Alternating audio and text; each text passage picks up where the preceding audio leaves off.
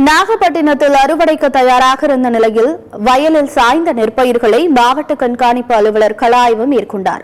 நாகப்பட்டினம் மாவட்டத்தில் 1,50,000 ஏக்கர் பரப்பளவில் இந்த ஆண்டு சம்பா சாகுபடி மேற்கொள்ளப்பட்டுள்ளது. தற்போது பெய்த வடகிழக்கு பருவமழையால் சுமார் 40,000 ஏக்கர் பரப்பளவில் பயிர்கள் முற்றிலுமாக தண்ணீரில் மூழ்கி அழுக தொடங்கியதால் விவசாயிகள் வேதனை அடைந்திருந்தனர். இந்த நிலையில் கடந்த வாரம் திடீரென பெய்த கனமழையால் நாகப்பட்டினம் மாவட்டத்தின் பல்வேறு பகுதிகளில் அறுவடைக்கு தயாராக இருந்த சம்பா பயிர்கள் முற்றிலுமாக விளைநிலத்தில் சாய்ந்தது.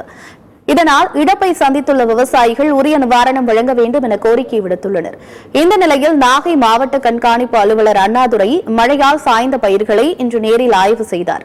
குறிப்பாக புத்தகரம், பட்டமங்கலம், குரவப்புலம், வேதாரண்யம், செம்பியன் மகாதேவி உள்ளிட்ட பகுதிகளில் ஆய்வு மேற்கொண்ட அவர் விவசாயிகளிடம் நேரடியாக பாதிப்புகள் குறித்து கேட்டறிந்தார். 51 நெல் ரகம் போட்டோம். எல்லாம் அந்த மலையில் சாஞ்சி தண்ணி மேலே கடந்து வீணாக போச்சு. ஏக்கருக்கு கிட்டத்தட்ட ஒரு 30-35,000 ரூபாய் செலவு.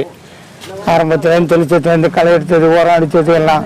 இப்போ அறக்க கூட ஒன்றும் மிஷினு கூட காசுக்கு தேர்மா என்னங்கிறது தெரியாமல் ரொம்ப கஷ்டப்பட்டுக்கிட்டு இருக்கோம்.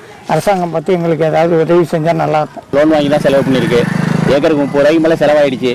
எல்லாம் சிஆர் தான். எல்லாம் சுத்தமாக இந்த மழையில் சுத்தமாக சாஞ்சி அழிவு போயிட்டு எல்லாம் அழிவு கிடக்க அப்படியே அதிகாரம் வந்து பார்த்துருக்காங்க. ஏக்கருக்கு 30 ரூபாய்க்கு மேலே எங்களுக்கு நஷ்டஈடு கொடுத்து எங்களெல்லாம் காப்பாற்றினாதான் அடுத்து தொடர்ந்து விவசாயம் பண்ண முடியும். எல்லாம் லோன் தான், எல்லாம் கனரா பேங்க்ல லோன் வாங்கி தான் விவசாயம் பண்ணியிருக்கோம்.